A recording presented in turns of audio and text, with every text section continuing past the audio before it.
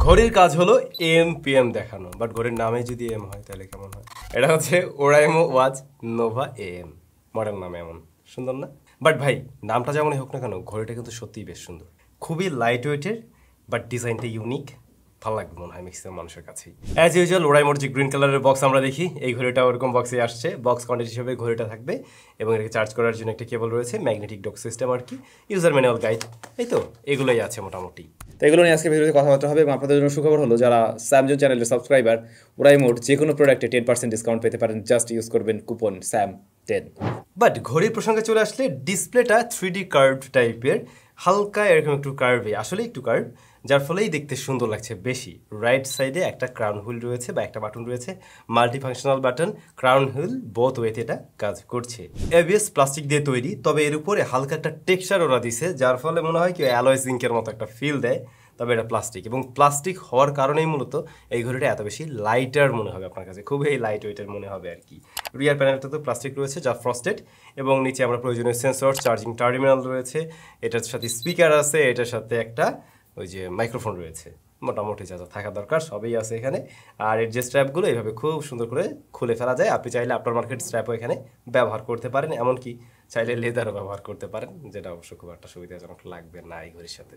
সে যাই হোক, সেটা আপনার নিজস্ব পছন্দের ব্যাপার, বাট এই ঘড়ির সাথে যে স্ট্র্যাপ দেওয়া আছে ইনবিল্ড, এগুলো কিন্তু সিলিকন রাবারে তৈরি, এবং যদি আমরা দেখাই যে এগুলো কিন্তু বেশ সফট, একদম নরম টাইপের, হাতে আমি পরে দেখছি তো সমস্যা হয় না, লং টার্মে গিয়েও সমস্যা হয় না। মানে অ্যালার্জিজনিত যাদের সমস্যা থাকে, অনেক সময় এই ধরনের রাবার একটু শক্ত খোঁচা জাতীয় কিছু লাগলে তাতে করে সমস্যা হয়, বাট এটা ওই ধরনের প্যারা আপনাকে দেবে না। এখানে ওরাইমোর ব্র্যান্ডিং আছে, এটা না থাকলেই বরং আমার বেশি ভালো লাগতো, সোজা কথাবার্তা। ডিসপ্লে সাইজ 2.01 ইঞ্চ, এর রেজুলেশন 390x450, অ্যামোলেড প্যানেল, হ্যাঁ অ্যামোলেড প্যানেল, এবং ডিসপ্লের রেজুলেশনের সাইজ অনুযায়ী কিন্তু পারফেক্ট, যার ফলে ডিসপ্লেটা দেখতে খুব ভালো লাগতেছে এবং কালারফুল, খুবই কালারফুল। অ্যামোলেড প্যানেল যেহেতু, কালারগুলো দেখতেও চমৎকার লাগছে, এবং ব্ল্যাকটা একদম পিওর ব্ল্যাক পাওয়া যাচ্ছে এখানে। আর ব্রাইটনেস ইনডোরে তো খুবই সুন্দর, আউটডোরেও এর ভিজিবিলিটি ভালো ছিল, মানে দেখার উপযোগী ছিল। এখানে একেবারে হাই রিফ্রেশ রেট না হলেও একদম লো টাইপের রিফ্রেশ রেট মনে হয়নি, মানে ফ্রেম একদম কাটা কাটা টাইপের মনে হচ্ছে যে এমন না, বেশ স্মুথ মনে হয়েছে, টাচ রেসপন্সও ভালো মনে হয়েছে আর কি। উপর থেকে নিচ দিকে যদি সোয়াইপ করি, সেক্ষেত্রে আমরা এখানে শর্টকাট মেনু পেয়ে যাবো, যেখান থেকে চাইলে এই যে কল করার মতো ব্যবস্থা রয়েছে, তারপরে আপনি এটার ব্রাইটনেস বাড়াতে কমাতে পারবেন, এমনকি সেটিংসেও যেতে পারছেন। আবার লেফট থেকে রাইটে যদি সোয়াইপ করেন, সেক্ষেত্রে আপনি এখানে একটা শর্টকাট মেনু পাবেন। ওদের যে কম্পেনিয়ান অ্যাপটা রয়েছে তার মাধ্যমে, মানে ওটার সাথে কানেক্ট করার মাধ্যমে আপনি কিন্তু এখানে অজস্র ওয়াচ স্পেস ব্যবহার করতে পারবেন, এমনকি দেখলাম তাহসান ভাইয়ের ওয়াচ স্পেসও আছে ভাই, সেগুলো চাইলেও ব্যবহার করতে পারেন। আর এই ঘড়ির মাঝে 6টা ওয়াচ স্পেস প্রিলোড করে রাখা যায়, যেগুলো আপনি চেঞ্জ করে করে ব্যবহার করতে পারেন চাইলে। এই ঘড়িটা IP68 রেটিং আছে, তার মানে ওই যে স্প্ল্যাশ প্রুফ বা হঠাৎ করে পানি টানি লেগে গেলেও সমস্যা নেই, বাট পানিতে একদম সাঁতার কাটাটা উচিত হবে না হয়তো এটা নিয়ে, বা গভীরে যাওয়াটাও ঠিক হবে না, হঠাৎ করে হাত ওয়াশ করতে গিয়ে ভিজে গেল, টুকটাক পানি টানি লাগলো মাঝে মধ্যে, এতে করে সমস্যা নেই। কানেক্টিভিটির জন্য ব্লুটুথ 5.2 রয়েছে, এবং যেমনটা আমি বলছিলাম এদের যে কোম্পানিয়ান অ্যাপ, সেটার সাথে কানেক্ট করতে গিয়ে কোনো সমস্যায় পড়তে হয়নি। 10 মিটার্সের মধ্যে আমি দেখছিলাম এটা কানেক্ট হয়েই থাকে ফোনের মাঝে, যদি হেভি অবস্টিকাল চলে আসে সেক্ষেত্রে ডিসকানেক্ট হতে পারে, বাট পেয়ারিংয়ে কোনো ধরনের প্যারা ছিল না।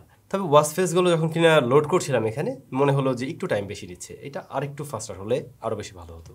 ঘড়িটার মেনু স্টাইল বা এর যে ফিচারগুলো একেবারে বেসিক লেভেলের, এখানে খুব হিজিবিজি করে কিছু রাখা হয়নি, খুব সহজেই আপনি এটা চালাতে পারবেন, ইউজার ফ্রেন্ডলি টাইপের। বাট এখানে আমরা বলছিলাম কি, কল করার মতো একটা ব্যবস্থা আছে, ফোনের সাথে কানেক্ট করার মাধ্যমে আপনি ব্লুটুথ কলিং সিস্টেমে কল করতে পারবেন, এবং হ্যাঁ সেটা দেখলাম ভালোভাবে রেজাল্ট দিচ্ছে, মানে এইটার স্পিকার কোয়ালিটি লাউড এবং ক্লিয়ার, বেশ ক্লিয়ার সাউন্ড দেয়, এবং মোটামুটি বেশ লাউড হওয়ার কারণে একটু দূরে রেখেও কথা বলে সমস্যা হয় না, অপর প্রান্তের ব্যক্তিও মোটামুটি একটা ভালো সাউন্ড পাবে, যদিও এইটার মাইক্রোফোন কোয়ালিটি একদম টপ লেভেলের অবশ্যই না, বাট কথা বলার উপযোগী, বা যখন কিনা আপনি হয়তো ড্রাইভ করছেন বা ওই রকম মোমেন্টেই তো সাধারণত মানুষজন ঘড়িতে কথা বলে এই জাতীয় বিষয়াদি, তো সেক্ষেত্রে এটা ডিসেন্ট একটা রেজাল্ট দিতে পারছে।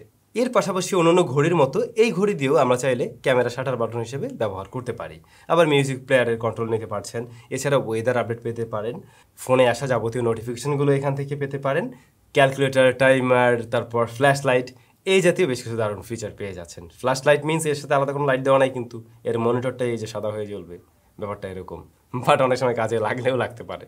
বেশ কিছু প্রয়োজনীয় স্পোর্টস মোড আছে কিন্তু এখানে, যারা ওয়ার্কআউট করেন, স্পোর্টসের সাথে জড়িত আছেন, তাদের এই ফিচারগুলো অবশ্যই কাজে লাগবে, এবং সেগুলো ঠিকভাবে কাজ করছে, আমাদের টেস্টিং রেজাল্ট তাই বলে। আর প্রয়োজনীয় সেন্সরস, হ্যাঁ অবশ্যই সেগুলো আছে, হার্ট রেট সেন্সর, তারপরে হচ্ছে গিয়ে স্টেপ কাউন্টিং, যেখানে আমি একটু মিসম্যাচ পাইছি, একটু বাড়াই দেখায়, 100টা স্টেপ দিলে পরে অনেক সময় 104টা 5টা 7টা পর্যন্ত যায়। আর হার্ট রেট সেন্সরটা এইটা আবার ভালো রেজাল্টই দিয়েছে। এই যে মোটামুটি একটু দামি ঘড়ি, 13,000 টাকার ঘড়ির সাথে আমি কম্পেয়ার করে দেখছিলাম, তো তাতে কিন্তু খারাপ রেজাল্ট মনে হয়নি, প্রায় কাছাকাছি টাইপের রেজাল্ট দিয়েছে। আর যদি বলেন যে কত পার্সেন্ট অ্যাকুরেসি ধরে নেওয়া যায়, ওই 96 to 98 এর মাঝামাঝি একটা অ্যাকুরেসি মোটামুটি এটা দিতে পারে। বাকি থাকলো এদের অ্যাপ কিন্তু মোটামুটি ইউজার ফ্রেন্ডলি, মানে খুব আহামরি ফিচার এখানে আছে এমন না, প্রয়োজনীয় ফিচারগুলো আছে যেগুলো অ্যাজ ইউজুয়াল ঘড়ির অ্যাপগুলোতে আমরা দেখি আর কি, মোটামুটি সেগুলোই আছে। স্পেশাল অনেক কিছু যে পেয়েছি এমনটা না। কমতে জায়গার মধ্যে এই ঘড়িটাতে জিপিএস থাকলে পরে খুব দারুণ হতো, যারা বিশেষ করে ট্র্যাকিং করেন এদিক ওদিক যান তাদের জন্য সুবিধা হতো। আর বডি ফ্রেমটা বোধ হয় মেটাল হলে পরে এটার থেকে আর একটু প্রিমিয়াম ফিল পাওয়া যেত। এখন এই ঘড়ির দাম কত? এই ঘড়িটার রেগুলার প্রাইস হচ্ছে গিয়ে 4,400 টাকা উইথ 1 ইয়ার অফিসিয়াল ওয়ারেন্টি। ওরাইমোর প্রোডাক্টগুলোতে 1 বছরের ওয়ারেন্টি থাকে, এটাতেও আছে। তো ওয়ারেন্টি থাকার ব্যাপারটা অবশ্যই ভালো। 4,500 টাকার ঘড়ি হিসেবে এই জায়গাটা অবশ্যই একটা স্ট্রং পয়েন্ট, এটা আমি মানি।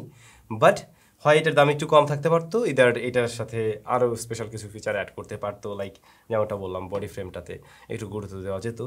প্লাস্টিক হওয়াতে একটা সুবিধা আছে, সেটা হচ্ছে গিয়ে খুব সহজে ওই যে অ্যালুমিনিয়াম জিঙ্ক নষ্ট হয়ে যায় হাতের ঘামে, প্লাস্টিকে ওই সমস্যাটা হয় না অবশ্য।